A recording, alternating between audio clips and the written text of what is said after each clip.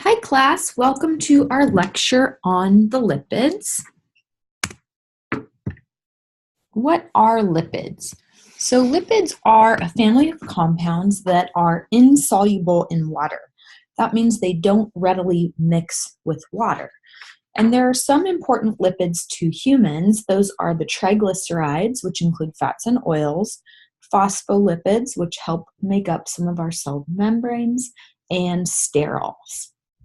They also include the fat-soluble vitamins.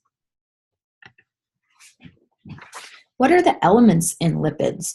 So just like carbohydrates, lipids contain carbon, hydrogen, and oxygen. Fats have more carbons and hydrogens than oxygens, and because of this, that helps us break them down into very high-calorie energy source. Triglycerides. Triglycerides are the major form of fat in our diet as well as in the body. And we're going to see what a triglyceride looks like, but a triglyceride is composed of 3 fatty acids and 1 molecule of glycerol, which is considered the glycerol backbone. It is possible to have monoglycerides or diglycerides. Mono would be 1 triglyceride on a glycerol backbone, one fatty acid, and di would be 2 fatty acids on a glycerol backbone. So what is glycerol? This is a very simple molecule. It's actually an alcohol, and it serves as the backbone for a triglyceride.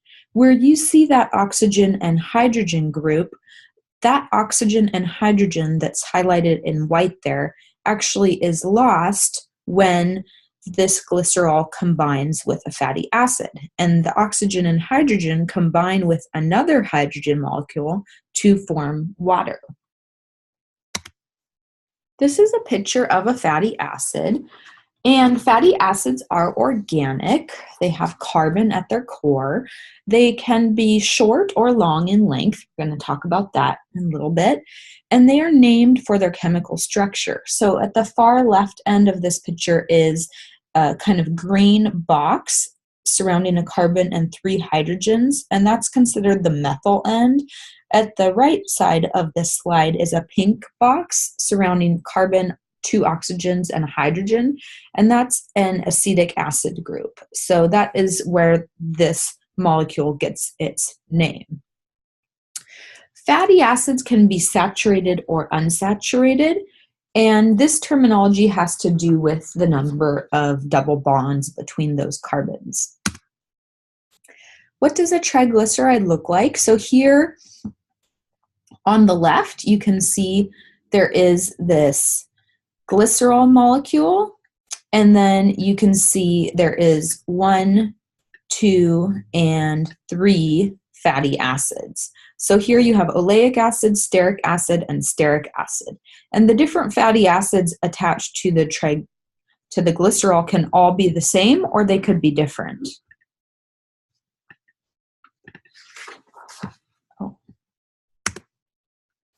All right.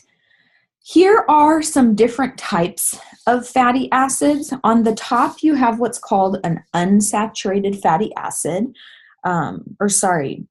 Rewind, take that back. On the top, you have a saturated fatty acid, and it's considered saturated because all of the carbons have a hydrogen, 2 hydrogens on them. There are no double bonds between the carbons. The carbons are full of hydrogen or saturated with hydrogen. Moving down to part B right here, you see this is a monounsaturated fatty acid. And what that means is there is 1 spot between 2 carbons where there is 1 double bond, 1 meaning mono. And where that double bond forms, there are less hydrogens. So it is not saturated with hydrogens, or it is unsaturated with hydrogens. Next, C is a polyunsaturated fatty acid that happens to have 3 double bonds. So there are 3 different sections where there are not hydrogens saturating the carbons. And then D is another type of polyunsaturated fatty acid with just 2 double bonds. Cis versus trans fatty acids. So this has to do with the chemical structure. Fats actually have a lot to do with chemistry, the naming of them and how they function in our body. Cis and trans refer to the orientation of the carbons around the double bond. So in this form, this is a cis, and this is actually a carbon with a double bond to a carbon. These are hydrogens. Those white dots are hydrogens. And then coming off of these carbons are more carbons. Carbons are pictured in blue in this diagram. So the carbons leaving this double bond are on the same side, and so it's called cis, like sisters. In this trans picture, the carbons are coming off of that double bond on opposite sides. And because they're coming off on opposite sides, it actually changes the structure of the fat. And so the trans fat looks a little bit more straight or straighter. And because of that, trans fats kind of can stack. And to our body, trans fats look more similar to saturated fats than unsaturated fats. So even though a trans fat is unsaturated, its structure to our body looks more like a saturated fat. And saturated fats have some negative health consequences. These are more chemical structures. The bottom is a simplified chemical structure, which is often used in chemistry or when you're trying to write chemical diagrams. Each peak on this bottom structure represents a carbon atom. So this is just a simpler way to draw it. That doesn't take that much time, and it's just assumed that each one of these peaks would have two hydrogens on it because the lines represent a single bond. If there was a double bond here, we would have an additional line going to our carbon, such like this, but we don't have any of those. So this bottom structure, minus that thing that I just drew, is saturated. Chain length. So chain length has to do with how many carbons are arranged in a row. And fatty acids are typically 4 to 24 carbons long. They are usually even numbers. And 18 carbon molecules are the most significant to foods and to nutrition. A fatty acid is considered a long-chain fatty acid if it has 12 or more carbons. Saturated fats. So I kind of went over this already, but saturated fats have every single carbon full of hydrogens and have no double bonds. Because of this, saturated fats are relatively straight, and they can stack very evenly, and because they stack very evenly, they form solids at room temperature because there's this very organized structure to form a solid. Unsaturated fatty acids have at least one double bond. Here you see it right here, and then you see two here. And if they have one double bond, they would be considered monounsaturated. Two double bonds would be considered polyunsaturated. And depending on where those carbon bonds are, it can give that fat different chemical properties.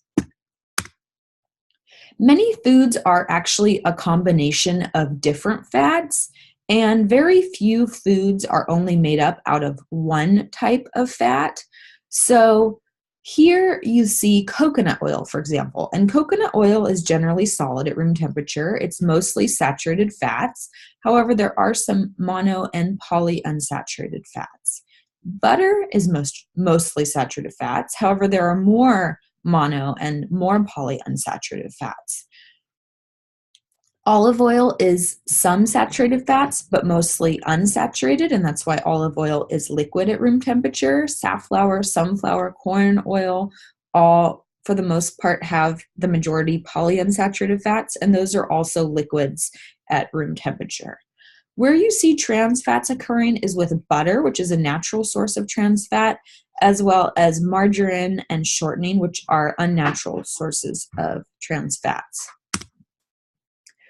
Point of unsaturation. This has to do with where the double bond forms on that carbon fatty acid chain, and we will see this coming up.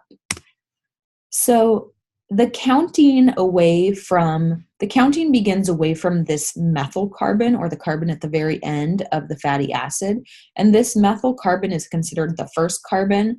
The one to the right is the second, and then further on is the third, fourth, fifth, sixth, seventh, eighth, ninth, 10th, etc.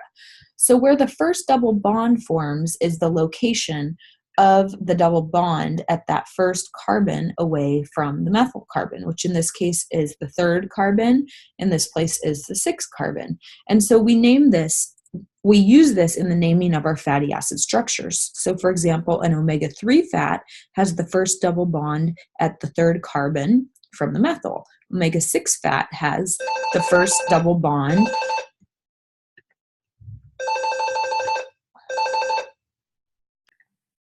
All right, sorry for that interruption. So you can see these are omega-3 and omega-6 fatty acids. Because of the location of that double bond, they have different functions in the body. They are both considered essential, but like I said, they're slightly different. Omega-3 fatty acids can be used to make two different fatty acids. One is DHA, the other is EPA, or docosahexaenoic acid, and eicosapentaenoic acid. And DHA is very important for pregnancy when there's a developing fetus. EPA is important for brain function, concentration, and vision. Omega-6 fatty acids can be used to form arachidonic acid, which is a type of eicosanoid, and this is a hormone that's involved in cellular activity. Recommendations for consumption and why we need them. Omega-3s we generally don't get enough of in the Western diet, and so it's recommended we consume more. They can reduce blood clotting and inflammation, and this puts us at lower risk for heart attack and stroke. Omega-6s, when we consume in high quantities, we actually overproduce arachidonic acid, and this can contribute to inflammatory conditions such as arthritis and cardiovascular disease. So it's recommended that we consume more omega-3s than omega-6s.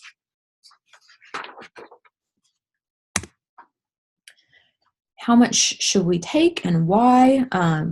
We should try to eat fatty fish twice a week if we can. However, if you don't eat fatty fish, you can have flax seeds or walnuts or soybean oil, canola oil, etc. if you would rather have that source for your omega-3s.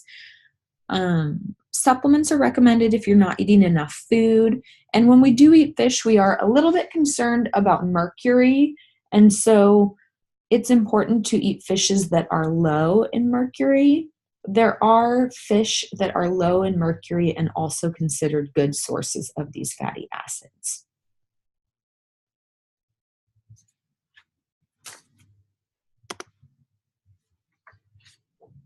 I discussed fish a little bit. Generally, they recommend fish twice a week if you can, or 1 gram of an omega-3 fatty acid supplement if you're not consuming fish or eating the other sources of omega-3s. If you do choose to eat seeds or nuts, you need to chew them because the omega-3s are stored inside, especially flax seeds. They have a very hard shell, and if you don't chew them, we can't break down that hard shell in our digestive tract, and we can't get to those omega-3s. So you need to chew them and or crush them using a food grinder or coffee maker. This is a picture of different foods and their proportions of omega-3s and omega-6s. You can see that a lot of the foods are actually a blend of both. There are some foods that have just omega-6s, and those are mostly some of these oils that we do get a lot of in our diets. But other foods have a blend of omega-3s and omega-6s. effect of unsaturation. So remember, when we see unsaturation, that means a carbon-carbon double bond. And fats that are unsaturated are less solid at room temperature, meaning they are not very firm. They might be softer, maybe more spreadable, and in many cases, they're actually liquid in an oil type form. The problem with unsaturation is where those hydrogens are missing, oxygen has the capacity to come and interrupt those double bonds. And so they are more susceptible to what's called oxidation. And oxidation can not only change the structure of the double bond, but can also produce some off smells, off odors, and can cause the fat to go rancid. Saturated fats are more resistant to oxidation because everywhere on that carbon there is hydrogen. These are pictures of saturated versus unsaturated fats, and I like this picture because this is the first picture that really shows these kinks where the double bonds occur. The other pictures I had, unsaturated fats were just very straight looking, which is not really how they occur, but they do look more like this, where there's these kinks. And that bent structure causes them to look kind of like this, which is a very unorganized structure, and that is why it is liquid at room temperature versus the saturated fats, which had a very linear, organized structure, which was more solid at room temperature. Phospholipids. Okay, phospholipids are very important. They are another class of lipid. They're built on a backbone of glycerol. However, one of the fatty acids is replaced by a compound containing phosphorus and potentially other elements. And many phospholipids exist in our body, especially the brain. They're an important part of cell membranes because they have a positive positive charge that can interact with water, and the negative charge on the phosphate group. So they can interact with both water and fat. They participate in fat digestion, absorption, and transport. And one of the examples is lecithin. How do they work in foods? In foods, they work to break up fat. So the example is salad dressing. Salad dressing is made with oil and vinegar, which here it says water, but that would actually be vinegar. Vinegar is aqueous, it's non-fatty, it's non-lipid. And if you add an emulsifier to that oil and vinegar solution and you shake it, it will allow those oil particles to mix evenly within the vinegar particles. If there's no emulsifiers added, the oil will just sit on top of the water because it's less dense. Because phospholipids are soluble in both water and fat, they can help fat-soluble substances, including vitamins and hormones, pass easily into and out of cells, and they can keep fat suspended in our blood and bodily fluids. Sterols. Sterols are an additional class of lipids that have a ring structure, and so they look a lot different than the phospholipids and the triglycerides we've already discussed. The most common example of a sterol is cholesterol, and it doesn't look anything like a triglyceride. It doesn't have the glycerol backbone or any of the fatty acids. However, because it doesn't dissolve in water and it is highly fatty, it's considered a lipid.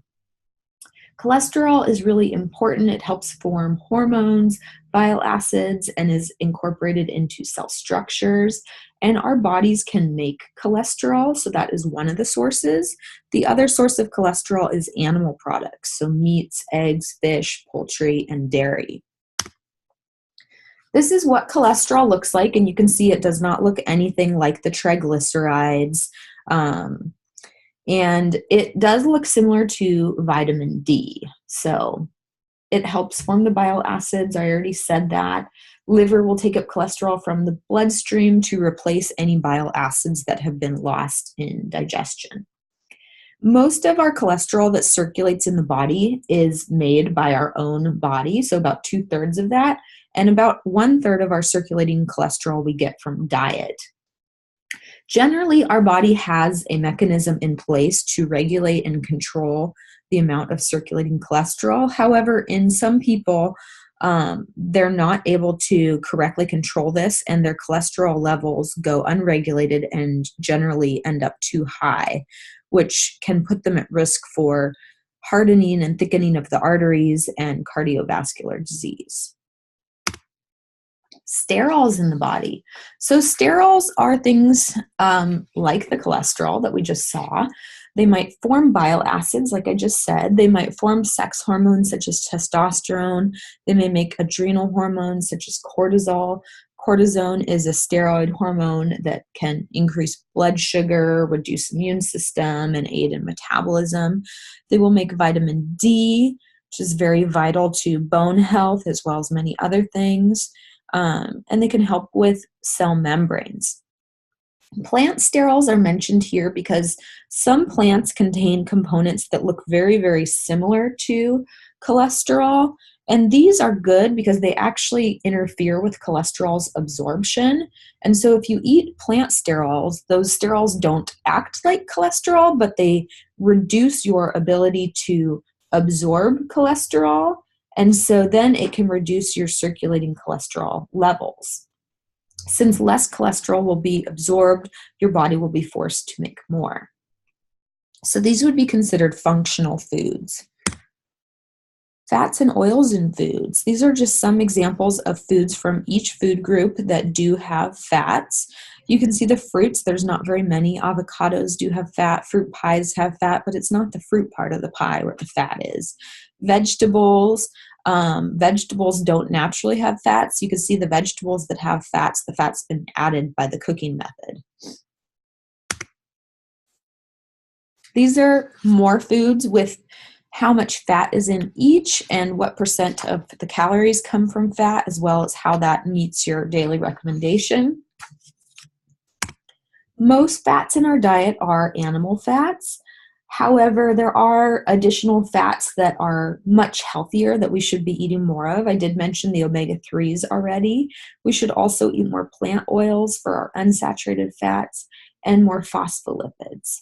There are fats that are very obvious, such as the butter on the table or the fat that's around your T-bone steak, or the marbling of fat in your meat, or the fat when you eat a sausage or a salami that you can see because it's white and the rest of that salami is red. And then there are many sources of hidden fats. And I think hidden fats in our diet are where people really seem to get in trouble and overconsume. These are some examples of hidden fats where you don't necessarily see the fat, but there is quite a lot in there. These hot dogs, for example, have 13 grams of fat. So that is a lot of fat from these hot dogs. 20% of the daily value just in one hot dog. Anything that is fried has a lot of fat also that you can't necessarily see unless you have that fried item on a napkin or a piece of paper that absorbs some of that oil. Labeling of fat. So you may have seen some of these labels in the grocery stores or on different foods you buy, and there's a bunch of them. You can look in your book for more. Some of them are fat-free. This means there is 0.5 grams of fat per serving or less. Reduced fat means that that particular product has 25% less fat than what is usually found in the food. And then cholesterol-free means that it has less than 2 milligrams of cholesterol per serving. Reduced fat foods. Reduced fat foods are one way to potentially cut out fat. However, most of the time when you buy a reduced fat food, what's been put in place of that fat is usually sugar. Because in order to maintain the flavor and texture, sugar actually ends up being a really good substitute for fat. I personally like to eat low-fat salad dressings, and one of the ones I like is Wishbone Italian, and it's loaded in sugar. It's crazy. It doesn't taste sweet at all. It tastes like garlic and pepper and spices, but it's loaded in sugar. And not only sugar, it's loaded in high fructose corn syrup.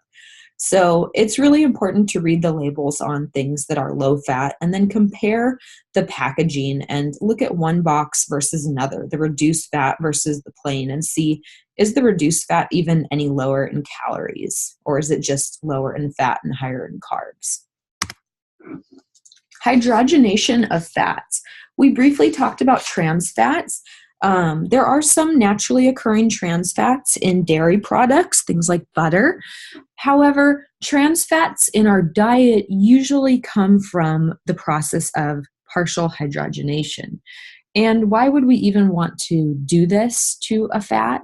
Hydrogenation is done to a fat because some solid fats work better than liquid fats. So this is a way to turn a liquid fat into a more solid fat. So for example, pie crusts, if they're cooked with solid fats, that crust is really flaky, but if they're cooked with oils, they're just greasy and crumbly. If oils with unsaturated fats are used, they have to be made more saturated because this solidifies them. And so hydrogen is added. Just think of the process of saturation. You add hydrogen to make it more saturated. And you actually bubble this hydrogen gas under pressure into liquid vegetable oils. This is a process called hydrogenation. The problem with hydrogenation is it isn't perfect, and the fatty acids aren't fully hydrogenated to the saturated fatty acid form. They're only partially hydrogenated. And so they end up semi-solid, and they end up looking like saturated fats, but instead they're actually unsaturated fats with that trans double bond in between them. And because of this, they perform similar functions to saturated fats in our body and have similar negative health consequences. It has been shown that trans fats increase inflammation, risk of heart disease, and should be avoided in the diet.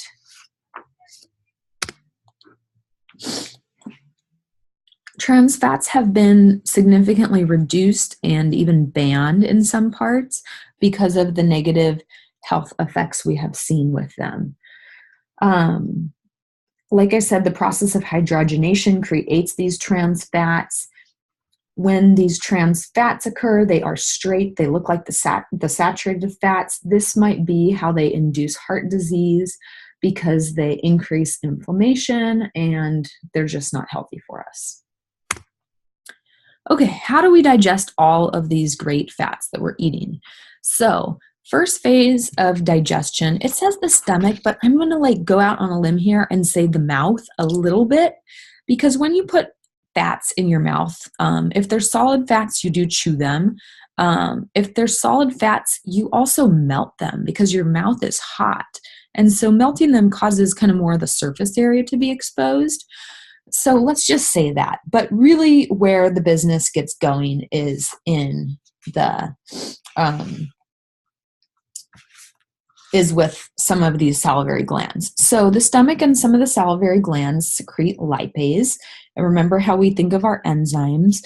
ACE signals that this is an enzyme, and LIP means it's going to work on lipids. And lipase acts mostly on triglycerides that have fatty acids with short chains, such as those in butter. Salivary and stomach lipase is kind of dwarfed compared to the amount of lipase that is later released from the pancreas into the small intestine. So most of the long fats won't be digested until they reach the small intestine. So there's a little bit of lipase going on in the stomach, but most of the fat digestion actually happens in the small intestine when the pancreas will release lipase. Okay, so only minor fat digestion in the stomach. Once the chyme from the stomach enters the small intestine, that will signal the liver to release bile, and bile can emulsify that fat. Remember, that means that bile is going to break up that fat into smaller chunks so that more of it can be exposed to digestive enzymes. The pancreas is going to be releasing digestive enzymes, and so digestion is really going to take off in the small intestine. Once absorbed through cells of the small intestine, fatty acids will be packaged for transport through the lymph. So hopefully you remember our lymphatic system. This is where our fat-soluble molecules go. Water-soluble molecules go to the blood, fat-soluble goes to the lymph. Some of the small chain fatty acids can be absorbed into the blood circulation, but all of the larger ones have to go through the lymph. And then in the large intestine, not very much fat absorption takes place at all. Bile. So we have heard a lot about what bile does, but this is a picture specifically diagramming it. So in the stomach, we have fat and GI juices. The GI juices are like the hydrochloric acid, and the fat in the stomach can't just mix with these enzymes because fat and watery enzymes don't like one another. So once that fat enters the small intestine, bile will be secreted by the gallbladder, and bile can bind to both fat and water. So it can actually incorporate some of that fat into the watery components of that chyme that has entered the small intestine. And in that watery component is where all these enzymes are. Bile will emulsify the fat or pull the fat in, break it up into small globules, and those small globules repel one another. They don't clump back together. And enzymes are able to attach to the bile because the bile is both fat and water soluble, and then enzymes can work on digesting each little globule of fat. This is just another diagram kind of showing what's happening with lipid digestion and the lymphatic system as well as the portal vein.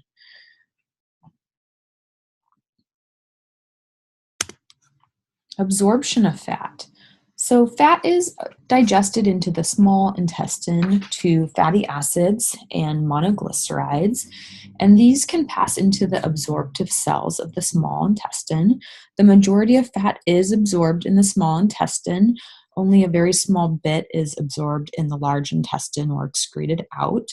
Large fats have to be transported through the lymph, and there are special transport systems for these large fats that are called lipoproteins, which we're going to talk about. So lipoproteins. So lipoproteins are clusters of lipids associated with proteins that serve as transport vehicles. And so within the intestinal cell, we have triglycerides and lipids such as cholesterol and phospholipids, and they're packed with proteins into these transport vehicles, which the very first type of the transport vehicles are called chylomicrons.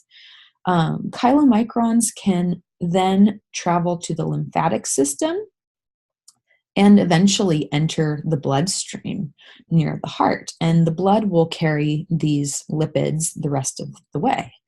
So these lipoproteins are like taxis for the fat, and there are 4 kind of types of them based on size. I said the very first step was chylomicron. Chylomicron moves through the lymph and then enters the bloodstream. So this is a picture of these 4 types of lipoproteins and what they are made of. Since chylomicrons are the very first step, they are made mostly of triglycerides, which are fats. They also have cholesterols, phospholipids, and very, very small amount of protein. So the chylomicrons are mostly fat.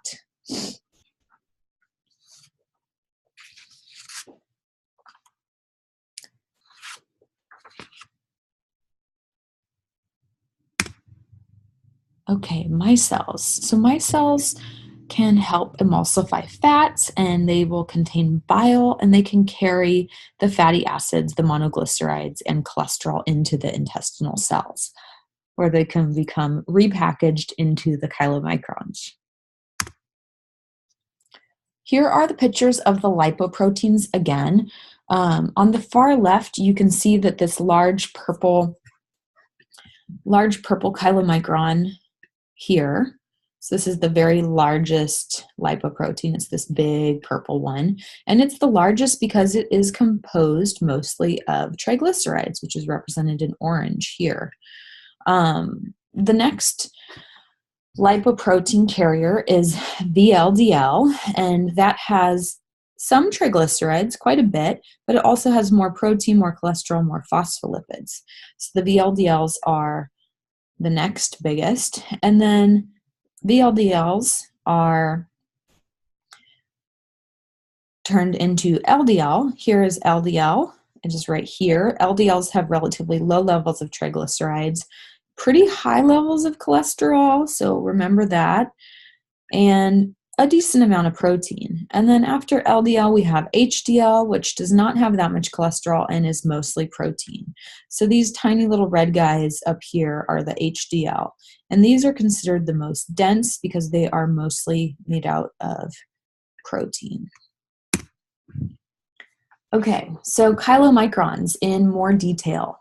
Chylomicrons are made in the small intestine, and they can package and transport triglycerides from the diet into the body. They're the largest and least dense because they have the most fat in them. Protein is what makes these lipoproteins dense or not, and chylomicrons have the least amount of protein. VLDL. Once a chylomicron travels through the lymphatic system and shows up at the bloodstream, VLDLs are formed. So VLDL is made by the liver, and they travel through the body and the cells to remove triglycerides. So VLDLs can remove triglycerides. As the VLDL loses triglycerides, it starts to shrink and its proportion of lipids shift. And then cholesterol becomes the predominant lipid, and the VLDL actually becomes an LDL. So VLDLs actually become LDLs. LDLs, I've got this little picture of the devil here. LDLs have been given the name the bad cholesterol. And LDLs are derived from VLDLs as cells remove triglyceride. And LDLs have mostly cholesterol in them. And they circulate through the body, making those contents available to all the cells. The cells can take up cholesterol from them, can take up phospholipids from them, can take up triglycerides from them, although the main composition of the LDL is cholesterol. There are receptor cells for LDL in the liver that play a crucial role in the control of blood cholesterol by removing LDL from circulation. And I'm going to talk a little bit about HDL and LDL because we're going to see HDL next. So LDL, I mentioned, was considered the bad cholesterol. HDL is actually considered the good cholesterol. And the amount of HDL in the bloodstream has been shown to predict the risk for cardiovascular disease. If your HDL is low, you have higher risk of cardiovascular disease because what HDL does is it actually goes out into the bloodstream and scavenges, per se, the cholesterol and brings it back to the liver for excretion. Generally speaking, women have higher amounts of HDL than men, and higher amounts of HDL slow the progression of cardiovascular disease. Unfortunately, more men, well, that's not 100% true, but it's very common for men to experience cardiovascular disease earlier in life than women. On the other hand, LDL is what we consider the bad cholesterol. So LDL is taken up by receptors of various cells, and if there's too much LDL and we're not able to clear it from our bloodstream, then scavenger cells in the arteries take up the lipoprotein, and cholesterol can actually start to build up in the blood vessels. And when cholesterol builds up, it's called atherosclerosis, and it really increases your risk of cardiovascular disease because as cholesterol builds up in the artery walls narrow, blood pressure rises, and there's more likely to be an obstruction of the artery. Scientists believe that atherosclerosis starts because the innermost layer of the artery becomes damaged. Because of the damage over time, fats, cholesterol, plaques, platelets, etc., calcium can all be deposited on the artery wall. And the longer the LDL is in the bloodstream, the more likely it is to be oxidized and cleared by these scavenger cells, which eat the cholesterol and become what's called a foam cell and embed in the artery wall, which eventually becomes a plaque that you see here. So there are a lot of diet changes that people can do to kind of help optimize their ratios of LDL and LDL and HDL. And it's not that any foods have bad cholesterol, it's really what happens to them after we eat them and how they've been processed by the liver. And so diets that are low in saturated fat and trans fats and cholesterol encourage our livers to uptake more LDL and remove it from the bloodstream. So that is good. If LDL is not circulating in the bloodstream, LDL can't be oxidized, and this negative atherosclerosis can't occur. Diets high in saturated fats, trans fats, and cholesterol reduce how much LDL is taken up by the liver, and then there's more circulating LDL, which is more likely to lead to inflammation and these plaques in the blood vessels. So what you eat does matter for your cholesterol. Okay, review. What is the bad and what is the good cholesterol? How can you lower it? And is all fat in the body bad? I hope you said no, at least to the last question. So why do we eat these fats? What do they even do? Fats are very, very crucial. We could not live without consuming fats. Fats provide energy. They have 9 calories per gram, remember. They insulate the body. They help form cell membranes. They protect our vital organs. They cushion us from shock. Just think if you fell or you were in a car accident. They help us use carbs more efficiently because they're part of metabolic cycles. Some fatty acids are essential. Cholesterol helps form hormones. We have our fat-soluble vitamins, which are essential. And we have additional hormones produced by the fat cells that help regulate energy balance. Storing fat as energy. So energy is stored as triglycerides, and we can store as much fat as we like. Fat cells can grow in both number and size, and a fat cell can increase 50 times its size and weight. So fat cells can be very, very, very big. The good thing with fat is when we store fat, we don't store water. And so we don't gain that much weight when we store fat. We do gain weight from the fat itself, but not from water. When we store muscle, there is water associated with that. So fats have only 20% water associated with them, and muscle has 73% water associated with it. Atherosclerosis, weight gain, heart disease, cancer, these are all negative consequences of eating fat out of proportion or too much fat. And so here you see a normal healthy artery at the top, and then at the bottom you see a narrow artery, and this artery has plaque built up. That plaque is from HDL or LDL cholesterol that's been oxidized, lipids that have accumulated, calcium deposits, foam cells, etc. And when the arteries become narrow, you are more at risk for heart attack or stroke. They have seen an association with animal fats and colon cancer. Breast cancer is inconclusive. And so there's still more research being done on that. How much fat should we eat? So recommended AMDR, 20 to 35% of our daily energy intake. Saturated fat should be less than 10%. Cholesterol less than 300. Recently, this guideline was dropped. And so on a 2,000 calorie diet, you can see how much people would eat. The type of fat matters. We don't want to just be consuming saturated fats. We also need monounsaturated and polyunsaturated fats. Those are vital to our diet and our source of essential fatty acids. So like I said, the amount and type. Think of foods that are high and low in fat.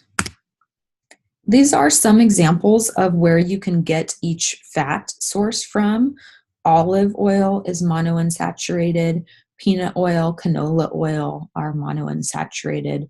Safflower, sunflower, corn, soybean, and cottonseed are polyunsaturated. Pork chop with fat.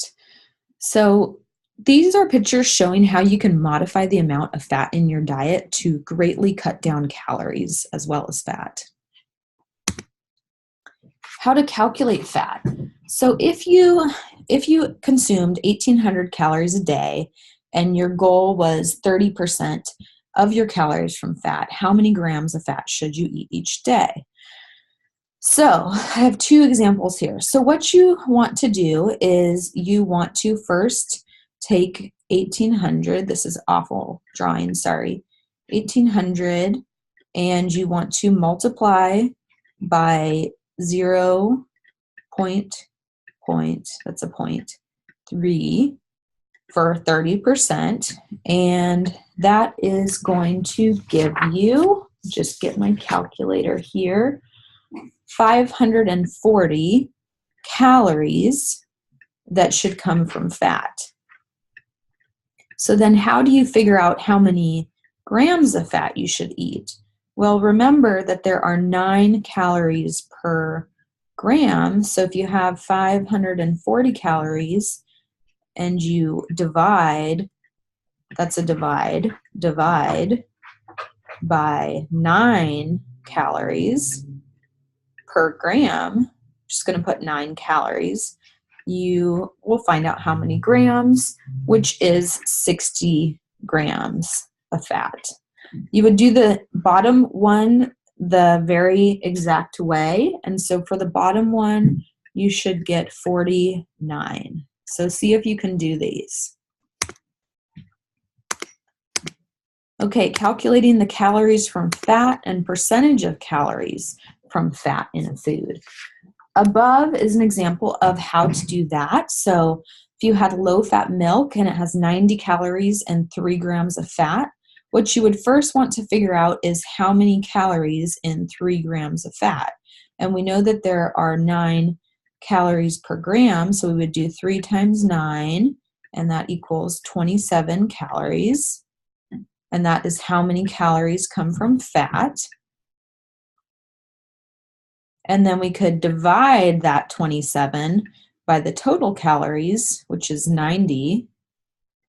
So we're doing 27 divided by 90, and we get close to 30%. So about 30% of the calories coming from fat. Close to 30%, not exactly, but pretty close. All right, these are things you can read more about in your book. And thanks for hanging in there with me today. I know it was a little bit long of a lecture, but I hope you learned a lot about fats, and I hope you enjoyed this. I hope you now know what the naming of fats means, and we'll talk next time. Thanks. Bye.